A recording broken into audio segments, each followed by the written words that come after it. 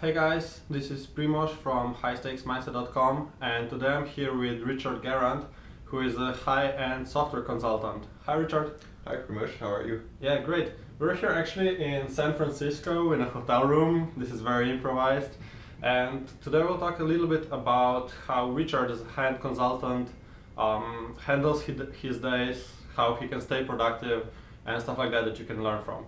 So Richard, can you guide us maybe what your usual day looks like?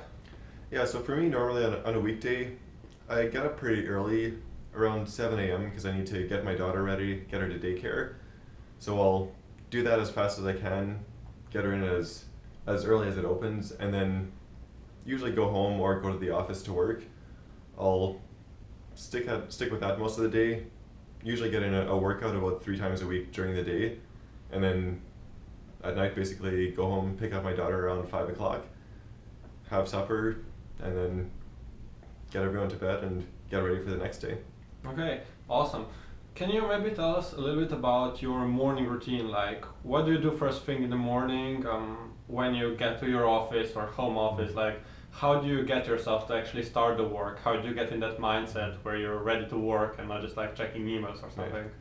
Well, for me, unfortunately, I often do need to check emails early in the morning because I'm in charge of keeping projects running smoothly, so I need to manage the clients, manage my team, make sure everyone's got what they need. So if there's an important email, I'll either get on that right away if it's quick, or I'll just say, I'll give you more information later in the day so I don't need to distract myself too much.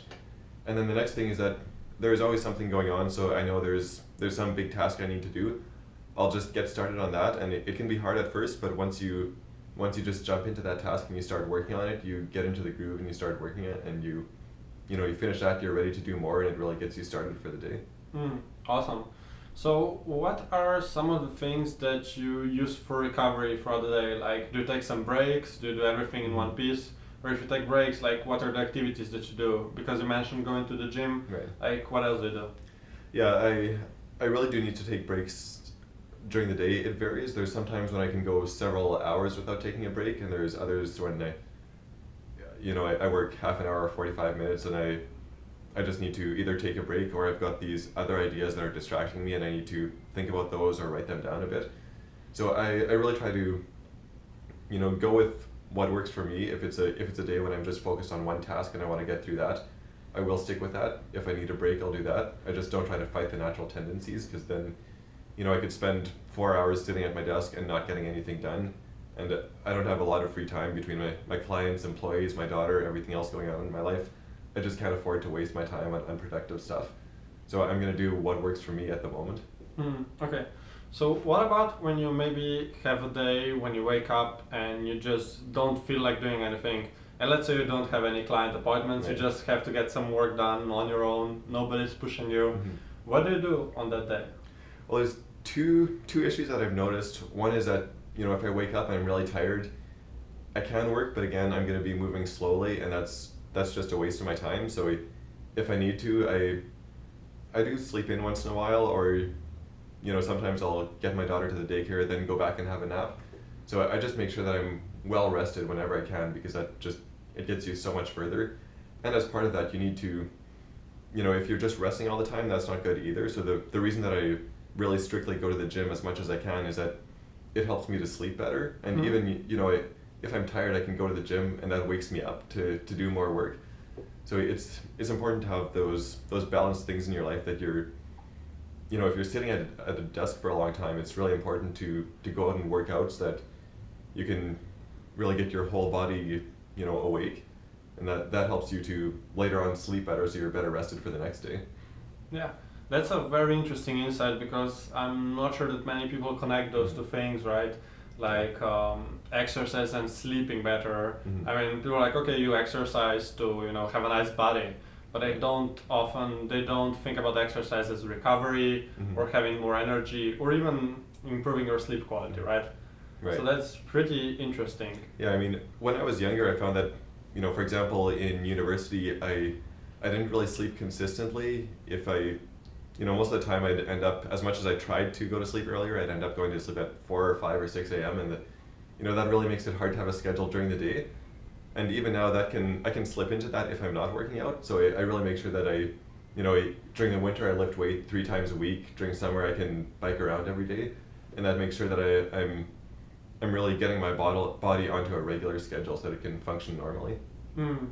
Let me touch on that a little bit more, because I know that a lot of poker players have this issue of staying up until like 4 to 6 a.m. and they just don't know how to deal with that, right?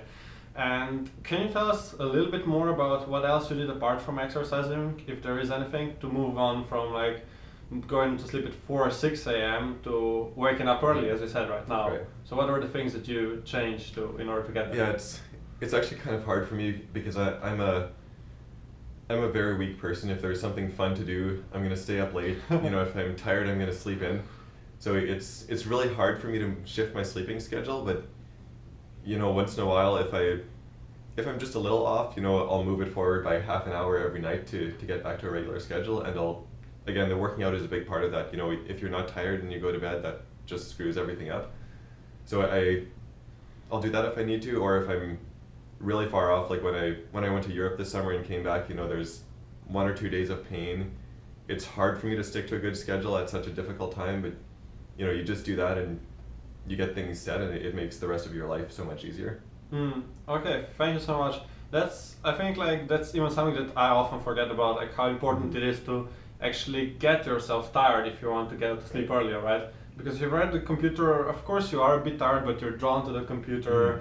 And you're like, okay, just a little bit more, and then it's 6 a.m. Right? Yeah, and the other thing is that we can pretty much make our own schedule, so it's even easier for us to do that. But if you really set something, like if you go to bed at 9 o'clock every night, for the first few nights you might just lie in bed, but after a couple of weeks you're gonna fall into that really naturally and do it consistently.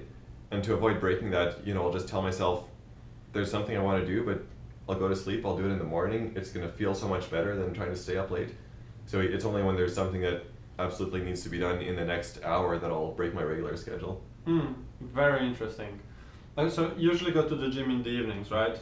It's usually in the afternoon. I would do the morning too, just depending on what works best for my schedule. And does going to the gym in the morning also help you with sleeping better and feeling more tired? Yeah, I find that with the workouts that I do, as long as I do it sometime during the day, I actually don't like it in the evening, because the funny thing is that even though it can be a pretty heavy workout, it sometimes wakes me up more.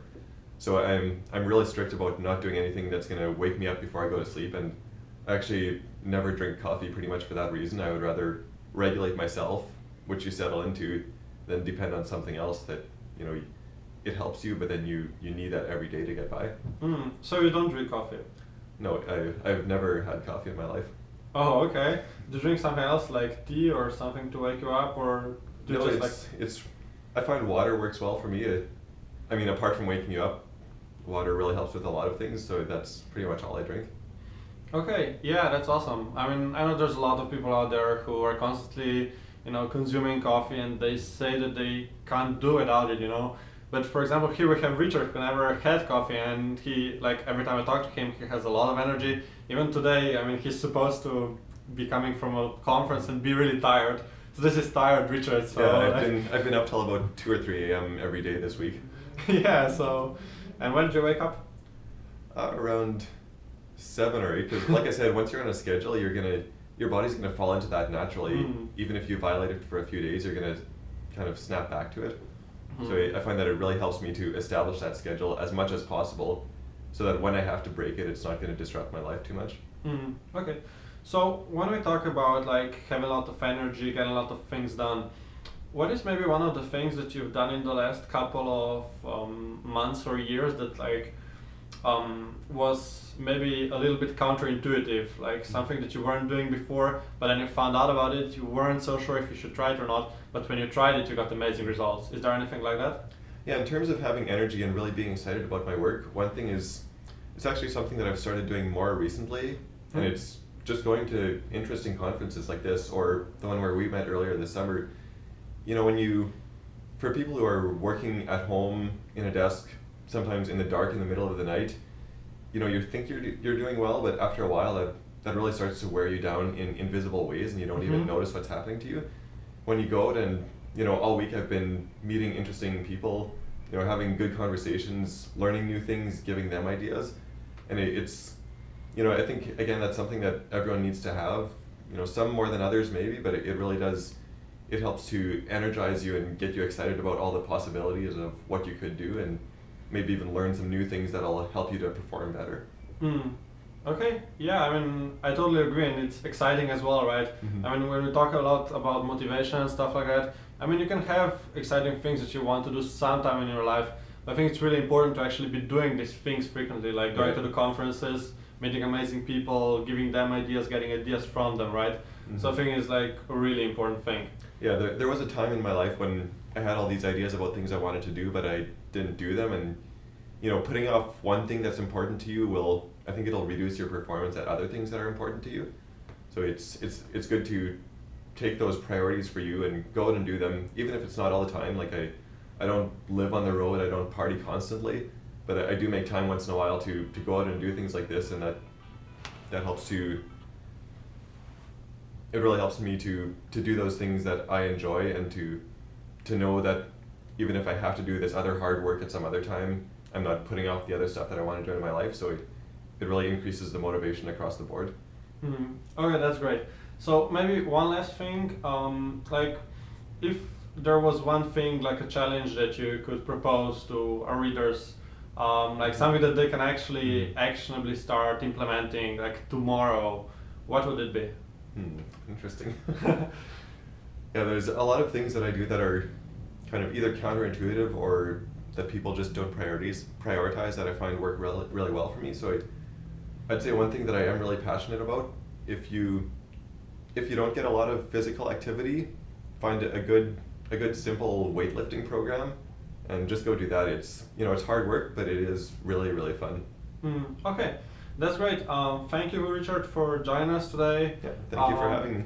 Yeah, and we'll come back with more interviews soon. Thank you again. Thank you. Okay, bye. Bye.